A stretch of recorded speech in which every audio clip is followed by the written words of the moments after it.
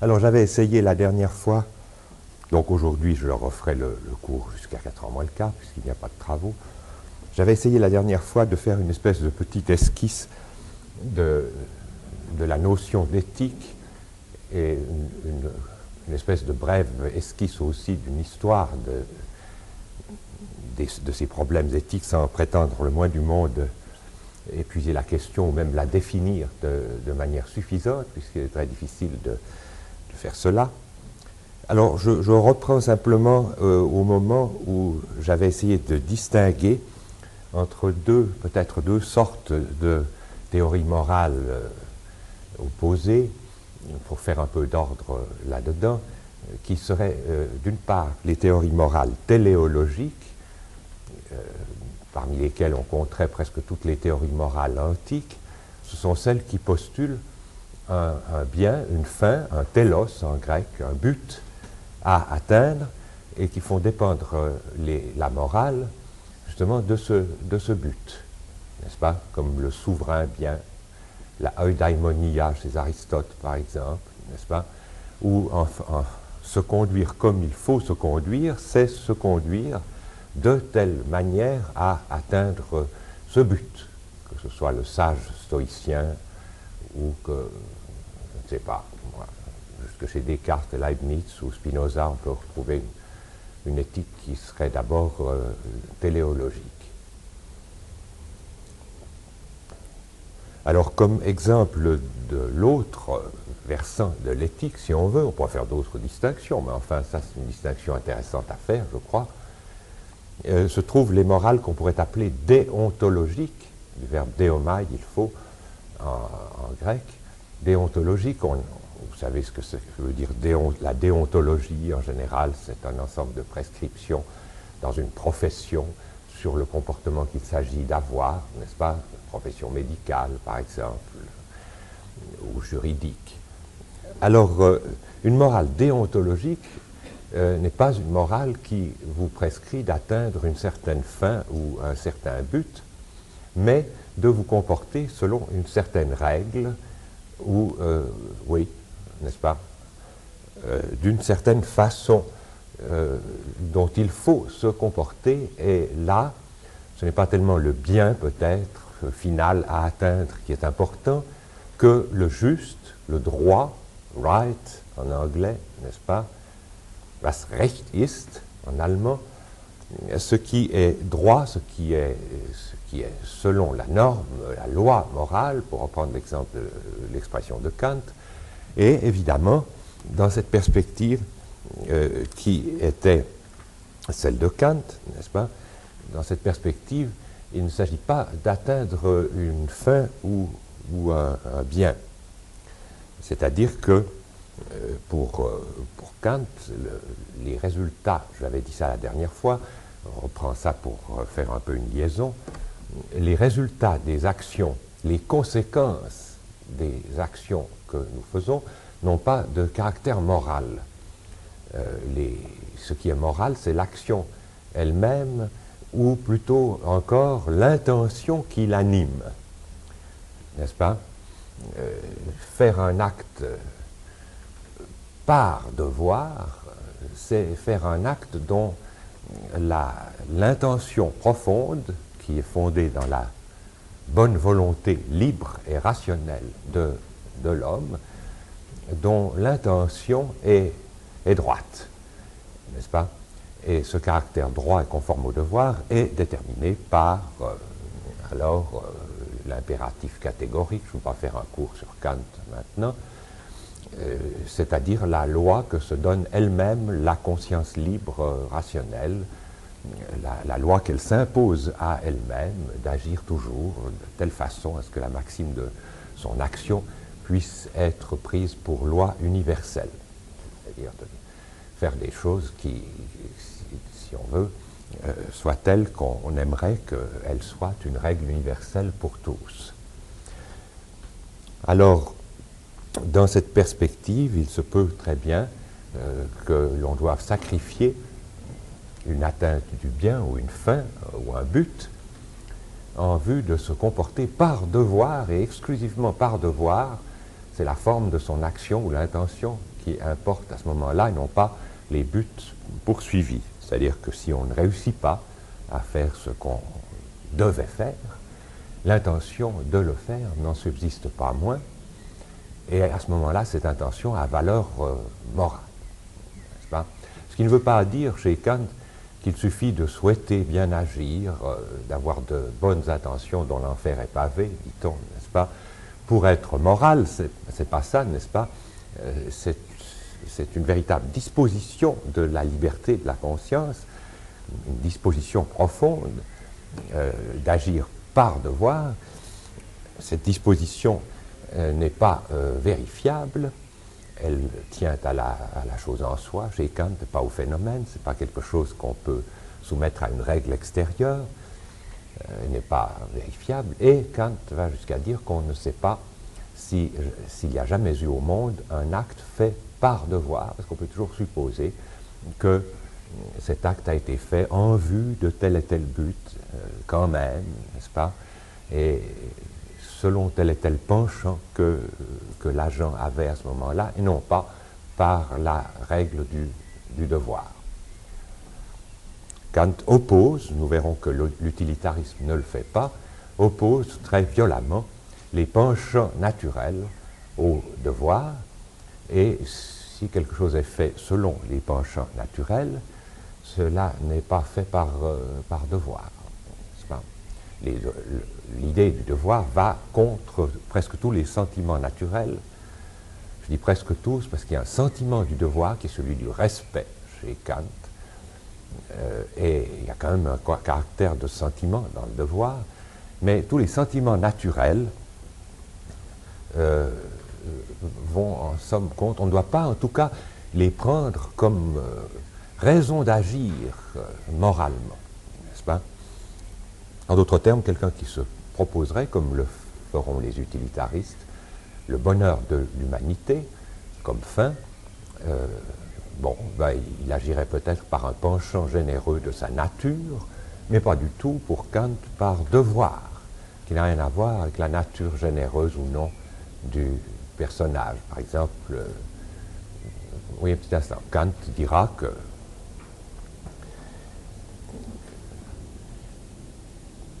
si on aime faire quelque chose, n'est-ce pas, on n'a aucun mérite moral à la faire. Ce qui, à mon humble avis, est quand même un peu exagéré, n'est-ce pas? Mais enfin, c'est comme ça que Kant raisonne. Si vous avez une tendance à faire quelque chose qui vous paraît bien, selon Kant, ça n'a rien de moral, car la moralité lutte contre la tendance, et le devoir lutte contre les penchants naturels, et il n'y a, encore une fois, aucun mérite à faire quelque chose qui vous plaise.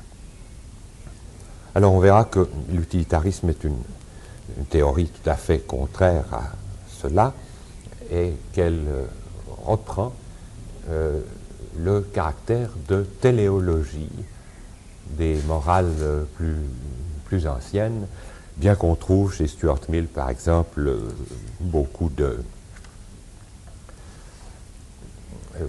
traits qui vont rappeler Kant quand même, parce qu'on n'évite pas entièrement la morale de Kant.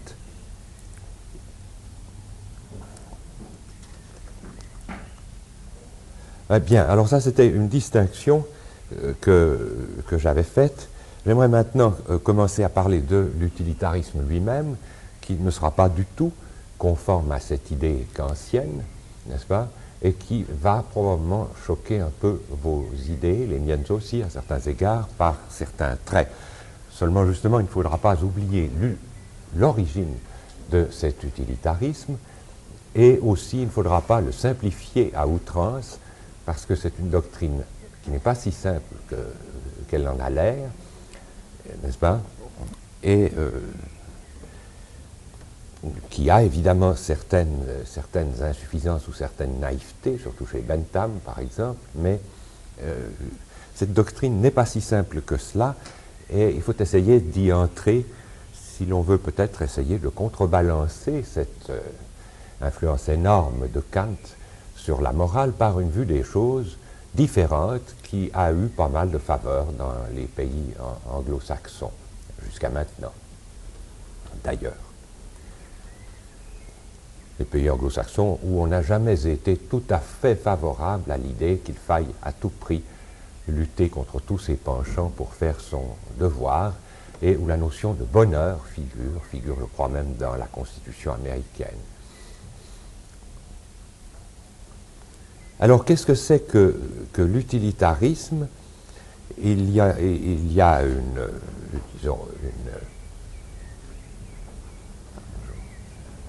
une histoire des antécédents de cette pensée que je ne veux pas faire maintenant, que l'on a déjà chez Hume, bien qu'on puisse dire que Hume n'est pas encore vraiment un utilitariste, David Hume, donc au XVIIIe siècle, et des gens comme Francis Hutcheson, qui a écrit sur la morale et dont on pourrait aussi dire qu'il est utilitariste. Mais je ne veux pas insister maintenant sur ces ancêtres de la doctrine.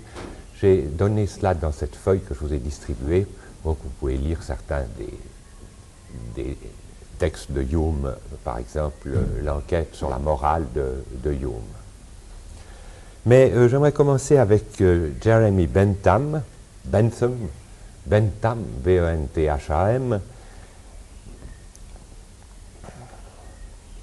toujours présent parmi nous d'une certaine manière macabre, puisqu'à University College à Londres, il y a encore sa momie ou son squelette, je ne sais plus très bien, qui est exposé. Bentham donc propose cette doctrine que nous allons définir de l'utilitarisme à peu près au même moment que les critiques de Kant, puisque Bentham publie l'introduction aux principes de la morale et de la législation en 1789. Bentham a écrit énormément, je ne vous invite pas à lire ces milliers de pages, dont beaucoup ne sont pas traduites du reste. Il avait commencé des livres sans les finir, ou sans les publier, et il a été aidé pour cette publication par un personnage qui d'ailleurs a sa rue à Genève et qui était un Genevois, qui s'appelle Étienne Dumont, qui était la rue Étienne Dumont, autrefois la rue des Belles-Filles, dans la vieille ville. Étienne Dumont qui a publié des ouvrages de Bentham, entre autres le traité de législation pénale et civile en 1802, qui a été publié par Étienne Dumont. Ça, ce n'était pas une œuvre de Bentham, c'était une œuvre de Dumont dans laquelle il avait traduit certains textes de Bentham, mais il avait publié de Bentham, il a publié plus tard en 1811 la théorie des peines et des récompenses, qui est publiée en français, ce qui fait que Bentham a été assez connu en France, au moins suffisamment pour que la République fraîchement née en 1789 après la Révolution ait fait de Bentham un citoyen de la République française. Alors pourquoi? Bien, ce sera justement à voir avec cet utilitarisme, cette notion d'utilitarisme. Bentham ayant passé sa vie à essayer de réformer la législation anglaise, très irrationnelle, fondée sur toutes sortes de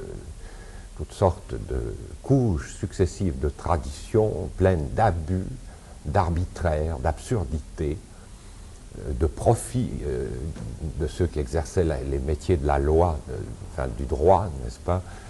Et Bentham est resté comme une grande force en Angleterre au XIXe siècle, d'un personnage qui a essayé de mettre un peu de raison pratique et de bon sens dans cette législation, avec les idées qu'il avait, qui n'étaient pas toujours des idées tout à fait acceptables, mais enfin, pour comprendre Bentham, je crois qu'il faut se mettre dans cette perspective d'un homme qui rencontre une quantité d'abus dans la situation juridique qu'il rencontre en Angleterre, n'est-ce pas, et où il essaye de mettre de l'ordre, de faire en sorte que les les lois soient bonnes, n'est-ce pas, ou soient humaines, au sens de humane, au sens donc contraire à inhumain. Alors, on ne peut pas dire que l'utilitarisme soit, au début, chez Bentham, une véritable théorie morale. Bentham se soucie avant tout du droit. Je vous ai cité ce texte, la théorie de la législation pénale et civile. Il se soucie avant tout du droit et de la science politique. Son but, c'est de fonder les lois et la vie politique sur un principe sûr. Alors, on ne peut pas dire que le comportement subjectif de l'individu et les différentes nuances de la vie morale individuelle, Bentham s'en soucie beaucoup. Il se soucie de l'individu dans la mesure où cet individu tombe sous une loi quelconque, dans un procès, dans une question de savoir quelle peine il faut lui donner, quelle récompense ou comment il doit être traité, dans la mesure où il est objet d'une disposition de la loi. Le but de Bentham est de pouvoir distinguer par le moyen d'un principe les bonnes et les mauvaises lois. Ainsi, il s'oppose à différents courants de l'époque, qui existent toujours maintenant. Il s'oppose à une théorie du droit naturel. Il s'oppose d'ailleurs à toute théorie qui serait en quelque sorte a priori dans la morale, parce que les lois qui sont faites ainsi, qui prétendent se régler sur la nature, sont en fait des lois arbitraires où quelqu'un décide que quelque chose est mal par son intuition. Il appelait ces théories des l'ipsédixitisme, ce qui veut dire la théorie de je l'ai dit moi-même, ipsédixi, n'est-ce pas, qui fait que l'on disait, voilà, ces choses sont mauvaises, un point c'est tout, nous avons l'intuition que ça c'est mauvais, donc nous punissons lourdement par les lois, et d'autres choses, nous ne les punissons pas. Par exemple, Bentham prit conscience du fait que l'on avait une tendance à punir lourdement les délits sexuels, parce que l'on avait une sorte de sentiment que c'était fort mauvais, et que d'autres choses, je ne sais pas exactement quoi, mais des choses beaucoup plus nuisibles à la vie publique étaient considérées comme normales, n'est-ce pas, dans la vie politique, toutes sortes de choses qui ne sont pas très bonnes. Alors, il s'oppose aussi, pour d'autres raisons sur lesquelles je n'ai pas besoin d'entrer maintenant, aux théories chez Locke, chez Rousseau, chez Hobbes, chez Locke, chez Rousseau, du contrat social qui place l'origine de la vie politique et des lois dans un contrat premier et fondateur. Alors, une telle notion paraît à Bentham une fiction, car il n'y a jamais eu de tel contrat. Notez que Rousseau l'acceptait bien que c'était une fiction, et que John Rawls, dans sa théorie de la justice, là dont j'ai apporté le volume, quelqu'un me l'avait réclamé, Rawls admettrait bien aussi que le contrat primitif, le contrat social est une fiction, mais pour Rawls c'est une fiction utile qui permet de parler, de faire une description valable de la justice, une théorie de la justice. Alors Bentham n'accepte pas du tout ce point de vue qui lui paraît encore trop proche justement de l'intuitionnisme, de l'idée que quelqu'un ou bien une communauté puisse décider de ce qui est bien ou mal. Bon, alors où donc Bentham situe-t-il le principe qui puisse lui permettre de désigner les bonnes lois? et les distinguer des mauvaises lois, ce principe sera celui de l'utilitarisme, n'est-ce pas, non pas seulement alors pour la législation, mais aussi pour la morale qui va se développer à partir de là. Alors voici ce qu'il écrit dans le fragment sur le gouvernement, qui est un texte de 1776. En ce qui concerne les actions en général, dit-il, il n'y a pas de propriété en elles, dans ces actions, propre à si bien engager et fixer fermement l'attention d'un observateur que la tendance que ces actions peuvent avoir vers ce qu'on pourrait nommer le but commun de toute action, le bonheur, happiness, ou alors la tendance que ces actions peuvent avoir vers la divergence ou déviation que les actions peuvent avoir par rapport à ce but. Cette déviation, je l'appelle méchanceté, ou en anglais, terme un peu difficile à traduire, mischievousness.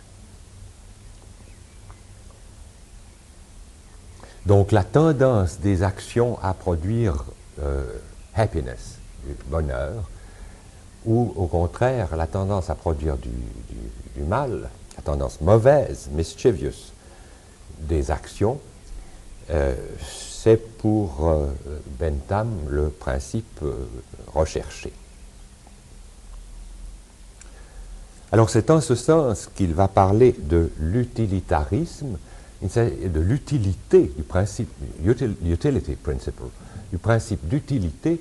Donc l'utilitarisme n'est pas simplement une théorie fonctionnaliste, en quelque sorte, qui dirait qu'il faut que ce soit utile, sans, comment dire cela, n'est-ce pas, au contraire d'inutile, quelque chose qui tourne bien, qui fait marcher la machine, c'est pas ça, n'est-ce pas? L'utilité, c'est la tendance à produire le bonheur. C'est cela, quelque chose est utile quand une action est utile quand elle tend à produire du bonheur, plus de bonheur, alors que la tendance contraire montre qu'elle est non pas seulement inutile, mais nuisible, n'est-ce pas?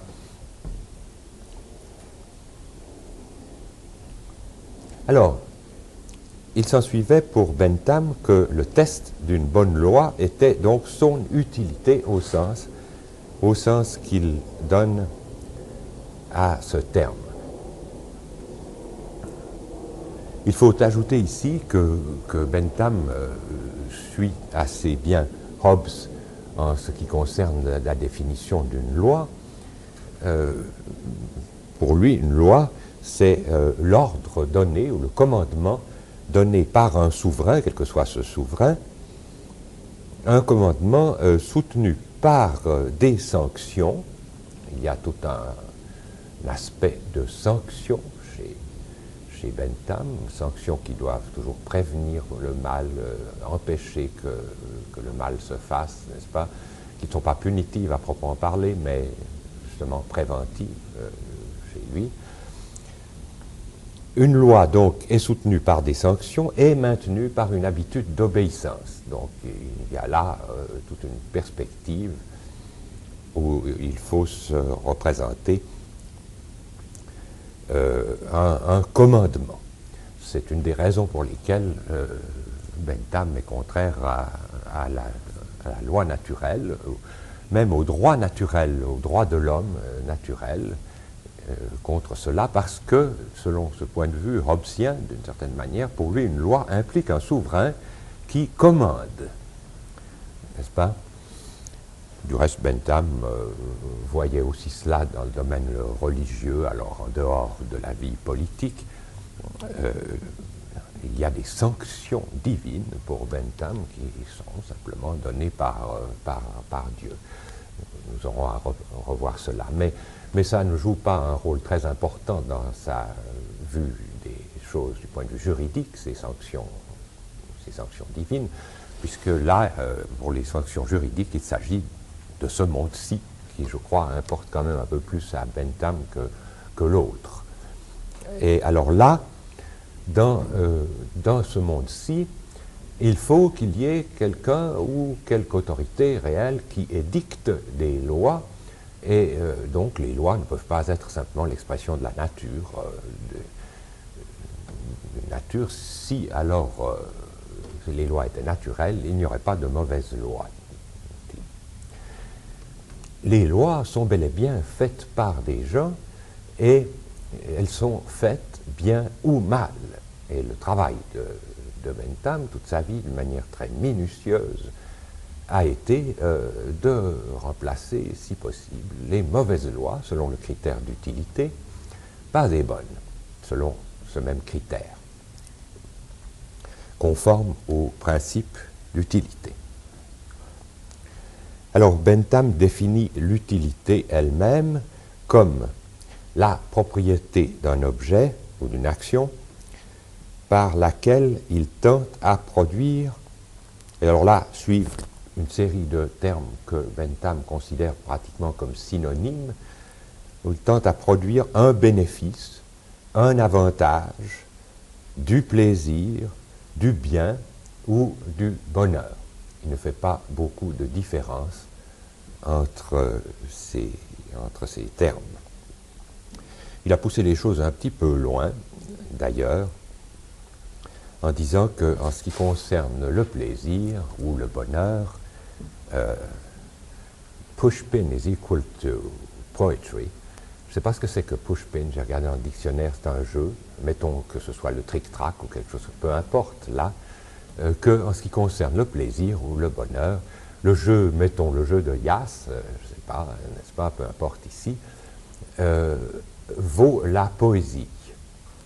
Alors, il ne dit pas combien il faut de jeux de Yass pour faire un sonnet de Shakespeare, n'est-ce pas? Mais enfin, notez qu'il faudra, ça ce sont des aspects naïfs, n'est-ce pas? Notez qu'il faudra subtiliser quand même ici aussi, parce que Bentham va faire des distinctions dont nous aurons à parler plus tard, entre des sortes de plaisir, malgré tout. Et que, bon, le plaisir du Yass, par exemple, ne sera pas durable, certainement pas, n'est-ce pas? Parce que, bon, une fois qu'on a fait quelques parties, on en a assez, de sorte que l'un des critères pour Bentham du bonheur étant sa durabilité, le Yass ne fera pas bonne façon par le moyen de ce critère-là, n'est-ce pas? Il faudra trouver des plaisirs, sinon plus élevés, parce qu'il ne sera pas d'accord avec la distinction entre les plaisirs bas et les plaisirs hauts, mais des plaisirs plus durables, qui ont plus de solidité que le jeu de pushpin, dont je ne sais pas ce que c'est. Vous pouvez regarder peut-être dans un plus grand dictionnaire que le mien ce que c'était que ce jeu.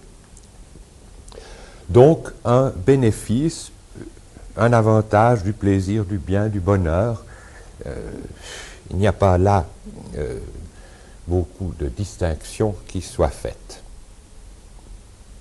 En ce sens, une action est conforme à l'utilité quand la tendance qu'elle a à augmenter le bonheur, nous verrons qu'il ne s'agit pas du bonheur d'un seul individu, mais le bonheur de la communauté et même de l'ensemble des hommes, est plus grande, cette tendance, que toute tendance qu'elle a à diminuer ce bonheur. Alors vous voyez, il y a un aspect qui est assez essentiel là-dedans. Personne au monde ne souhaite que les gens soient plus malheureux qu'ils ne sont, de sorte que pour Bentham, c'était un principe indiscutable que les gens recherchent le bonheur et que ça doit fonder véritablement la morale. Il prétendait que ce n'était pas a priori la fondation pour lui de l'utilitarisme. Ce n'était pas une intuition qu'il avait comme ça. Il disait que c'était fondé dans les faits, dans le fait que n'importe quel homme désire le bonheur et que c'est là que se fondait la morale et non pas dans un devoir formel qui aurait été saisi tout à fait indépendamment du désir des gens. Alors, il y a à la fois quelque chose qu'on peut à peine nier, puisque personne ne dirait que le devoir consiste à rendre les gens totalement malheureux, n'est-ce pas? Même Kant ne dit pas cela du tout. Kant dit qu'il faut lutter contre ses penchants, mais que finalement le bonheur, ça se mérite pour Kant, et il pense que l'homme vertueux, en fin de compte, dans cette vie ou dans l'autre, devra être heureux. De sorte que le bonheur joue quand même un rôle chez Kant, n'est-ce pas?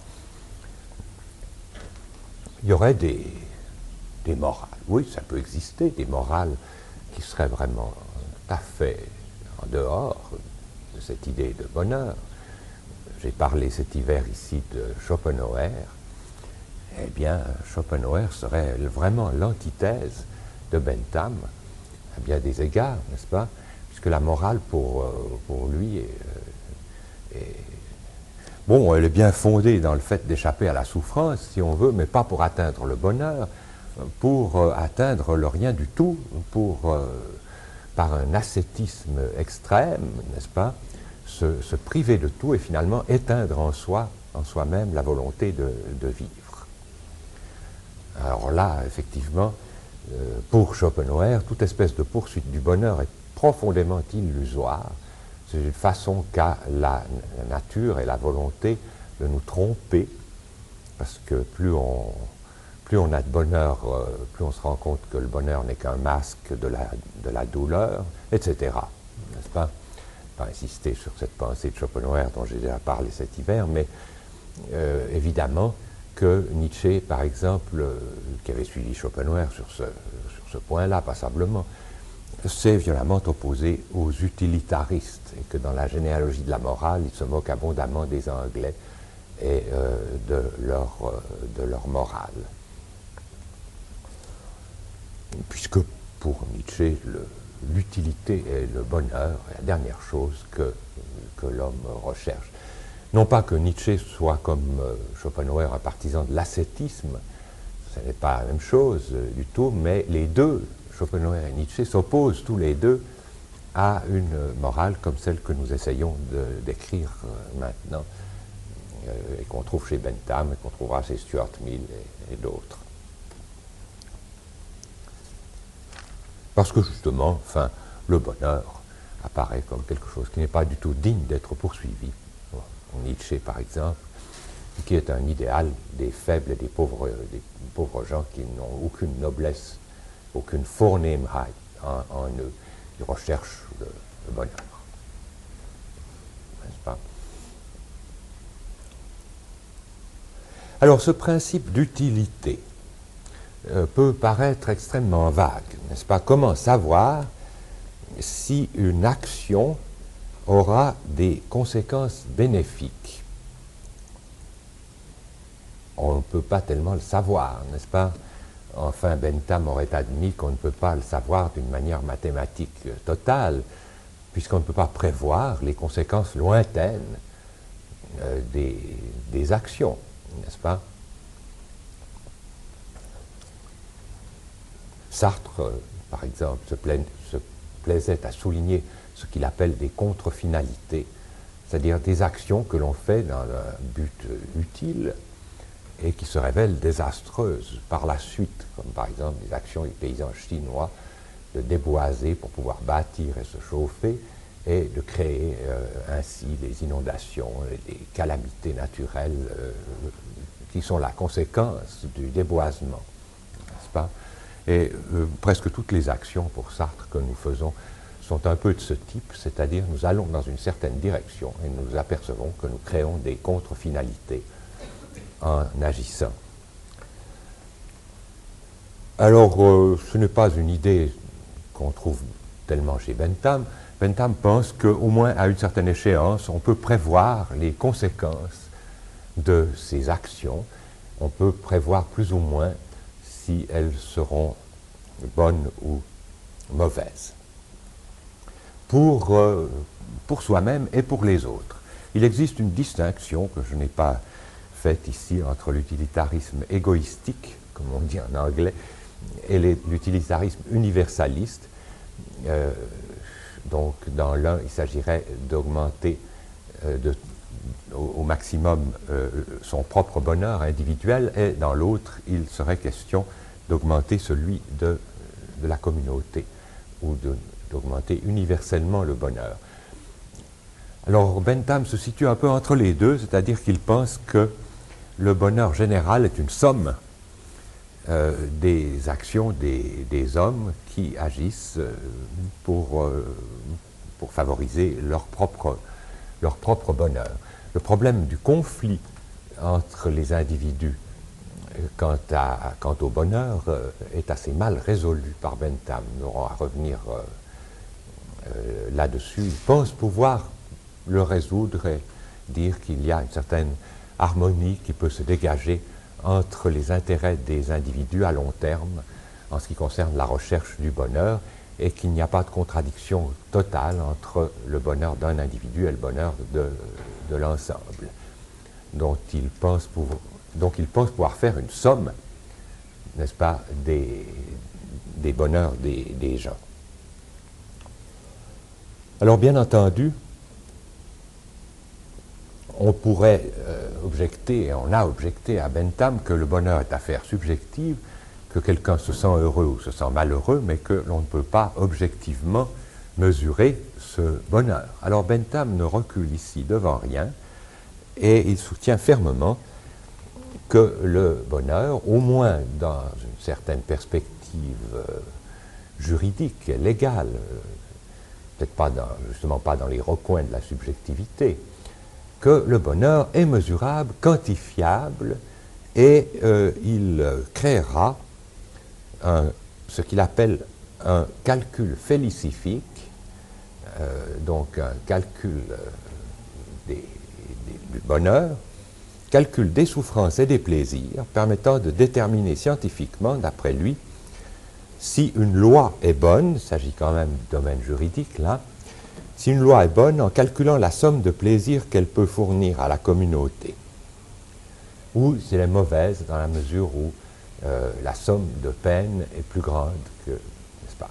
Alors voilà, ça c'est justement un aspect qui peut paraître extrêmement naïf chez Bentham, n'est-ce pas? Il ne l'est peut-être pas autant que l'on peut penser, n'est-ce pas? Combien de choses, par exemple, ont été inventées dans le monde moderne pour éviter des souffrances inutiles des gens? Alors bien sûr, c'est pas dans la pensée de Sartre ou d'autres, ces souffrances ont été largement compensées chez l'homme par toutes sortes de maux qui sont nécessairement le cas de l'homme, puisque l'a priori de Sartre, c'est que l'homme est malheureux, alors on n'en sort pas, n'est-ce pas? Bien entendu.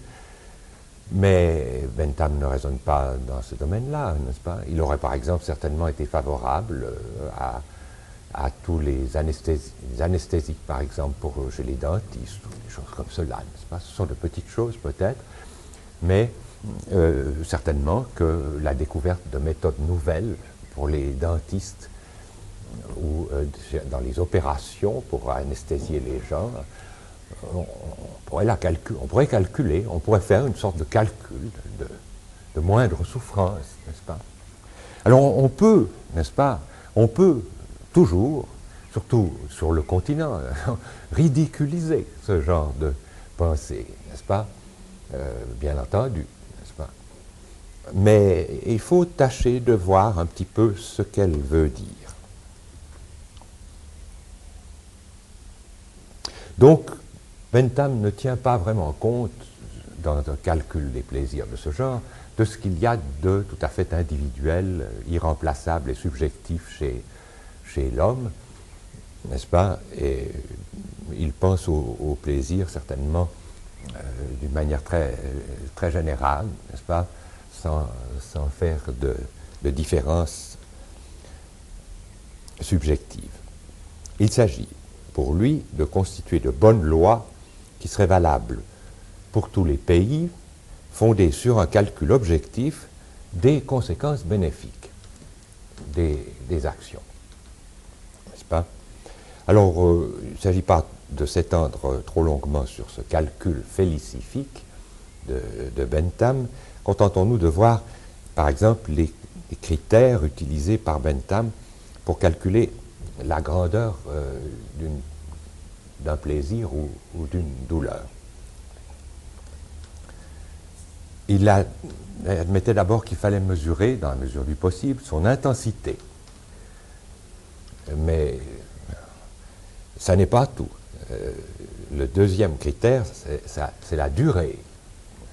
Alors là, on pourrait déjà disqualifier l'orgasme sexuel, par exemple, n'est-ce pas, qui est très intense, mais très bref, d'habitude. Et bon, alors la durée. Ensuite, la certitude ou l'incertitude où l'on est de l'éprouver. Là, il y a un critère aussi. Le quatrième, c'est sa proximité ou son éloignement dans le temps, ce plaisir. Le cinquième critère, c'est ce qu'il appelle sa fécondité, c'est-à-dire la chance que ce plaisir a d'être suivi par des sensations la chance que ce sentiment a d'être suivi par des sensations de même type, plaisir ou douleur. Donc, on peut imaginer qu'il faudra préférer un plaisir qui est suivi d'autres plaisirs, n'est-ce pas? Il dit en effet, sixièmement, sa pureté ou la chance qu'il a de ne pas être suivi de sensations de type opposé. On pourrait dire que c'est un petit peu la même chose que le critère précédent, n'est-ce pas? Alors, par exemple, je ne sais pas, on pourrait dire que ces deux derniers critères excluraient ou enfin rendraient très problématiques des plaisirs comme ceux de la drogue ou quelque chose comme cela qui font attendre certainement des sensations de type tout à fait opposé. Ensuite, n'est-ce pas? Et puis alors, septièmement, son extension, c'est-à-dire le nombre de personnes qui l'éprouvent. Il y a donc, cette théorie n'est pas purement individuelle, mais il faut voir aussi quelle est l'universalité de ce plaisir, n'est-ce pas? Et Bentham n'est pas uniquement égoïste, il n'y a pas une théorie selon laquelle il ne faut considérer que son propre plaisir. Alors, en faisant une addition des valeurs de tous ces plaisirs d'un côté, toutes les douleurs de l'autre, la différence, si elle est du côté du plaisir, donnera la tendance bonne de l'acte en général, n'est-ce pas? Alors, on tiendra compte du nombre de personnes et on additionnera les nombres en exprimant les degrés de tendance bonne des actes de chaque individu. De même pour les degrés de tendance mauvaise. On fait la différence et on aura une bonne ou une mauvaise tendance de l'acte par rapport à la communauté des personnes concernées. Alors ça paraît assez naïf, n'est-ce pas? On dit cela à la page ici.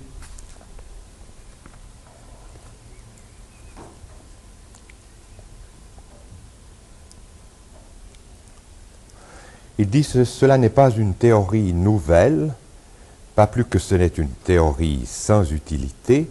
Dans tout cela, il n'y a rien d'autre que la pratique universelle de l'humanité. Chaque fois que l'humanité et que les hommes ont une vue claire de leur propre intérêt, n'est-ce pas? Alors il dit, une propriété, un terrain que l'on possède, par exemple, a de la valeur. Pourquoi ou selon quels critères?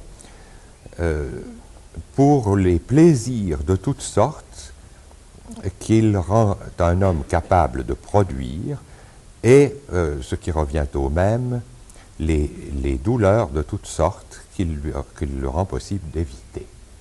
Donc, propriété que j'aurais, quelque chose que je posséderais, aurait de la valeur seulement dans la mesure de la production de plaisir et de la possibilité d'éviter des douleurs que ce genre de propriété comporte. Mais la valeur d'un tel article de propriété est comprise universellement comme montant et comme augmentant ou diminuant selon la longueur ou la brièveté du temps pendant lequel un homme le possède. Ça, c'est un critère, justement. La certitude ou l'incertitude qu'il a d'arriver en la possession de cette chose. C'était l'autre critère que j'avais formulé. La proximité ou l'éloignement du temps auquel, if at all, c'est-à-dire s'il arrive une fois ou s'il arrive une fois, du temps auquel il viendra en possession de cette chose. Quant à l'intensité des plaisirs qu'un homme peut avoir à partir de cela, il dit « Cela, on n'y pense jamais parce que cela dépend de l'usage que chaque personne particulière en fera. » Bon, ce qui ne peut pas être estimé.